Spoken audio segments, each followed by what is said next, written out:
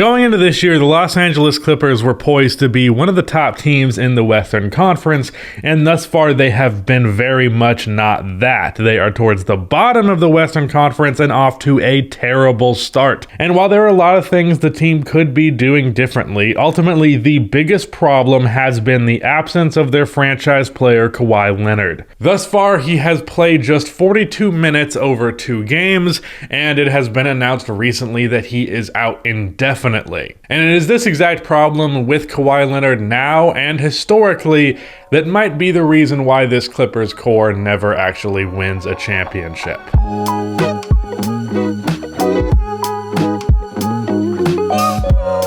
Now, one thing I want to make clear right out of the gate, and I kind of made this point in my video yesterday about Anthony Davis, I don't want to come across as though I am bashing a player for being injury prone. While there are elements of injuries that can be avoided by the way a player trains or how they take care of their body, ultimately, you can be injury prone and that's just life. And I'm not going to give a player crap for that, especially because most of this stuff is from a chronic injury that Kawhi got years ago with the San Antonio Spurs. So this video is not blaming Kawhi Leonard for his injury concerns, but rather actually acknowledging them and reflecting on what it means for Kawhi Leonard's career, and more importantly, maybe not more importantly, but more the focus of this video, what that ends up meaning for the Los Angeles Clippers. A common thing you see from people who like to hate on Kawhi Leonard is like, Anthony Davis, everyone dogs on him for his injuries, and then Kawhi Leonard, it's like cool, different meme formats about that. But that's not really the perspective you should have, not to tell you how to think, but like generally speaking, you should be asking for players to be less slandered, not more.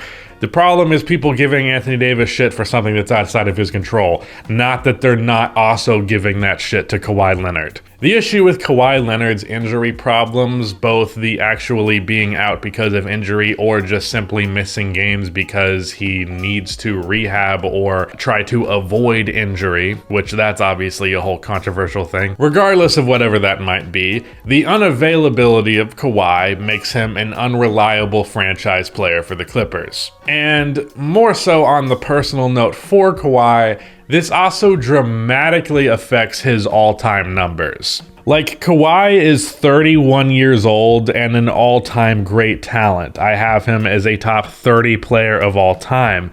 But that's just because I severely value playoff success. If I did not, the fact that he has barely surpassed 5 digits for his all-time scoring total, like literally less career points than Andrew Wiggins, that would be an area of concern for his resume. Ultimately, I don't think it's that big of a deal, but it would be nice if Kawhi Leonard existed outside of just a few big playoff runs. So to that end, it almost categorically turns Kawhi Leonard's career into a bit of a what if. Something almost like, I don't know, a Grant Hill, but it got to go further than that, obviously. It's less so that we got a couple of years of greatness and then injury ruined it, and it's more so there's years of greatness, but injuries are getting in on the mix on the way, and it's making this a little underwhelming. Something like Kawhi's 2019 championship run, obviously I'm not just attributing that run to Kawhi alone, which a lot of people do wrongly because that Toronto Raptors team was perfectly built around him, but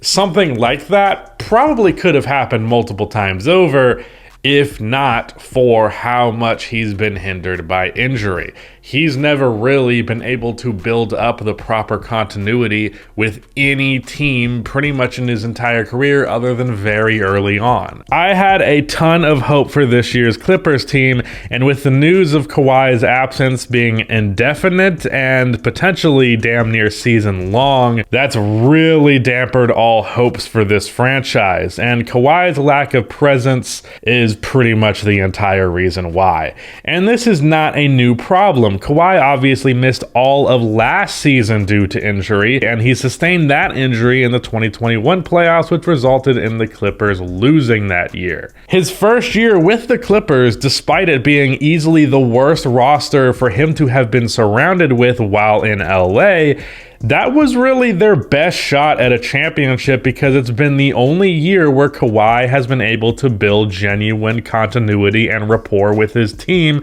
because he played 57 of the available 72 games that year, as well as all of the playoffs. Now, unfortunately, they had to go and blow a 3-1 lead to the Denver Nuggets, but otherwise, that was the best version of the Clippers-Paul George duo we've seen, just simply because it's the only thing we've really seen. And another area where this is impactful is not just in the play of Kawhi Leonard and what him not being there does, but it also affects them when Kawhi is actually playing. The best version of the Clippers doesn't really exist because you're almost alternating between these two different options, the Clippers with Kawhi and the Clippers without him.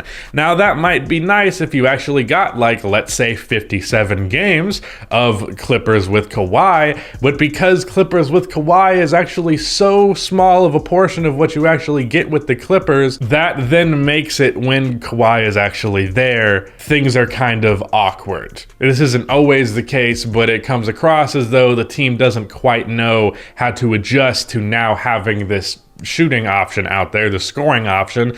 Like players like John Wall would have to dial it back, Reggie Jackson, Marcus Morris.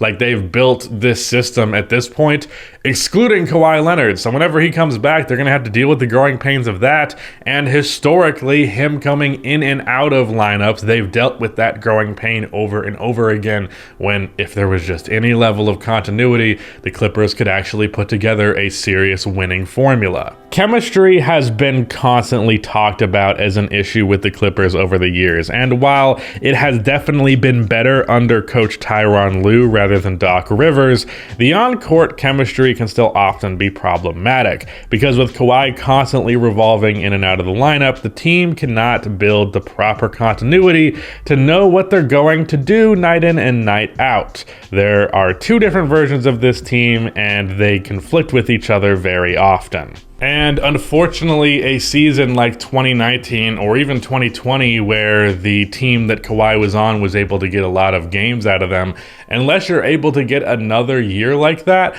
I don't think there is a world where the Clippers end up being a championship team.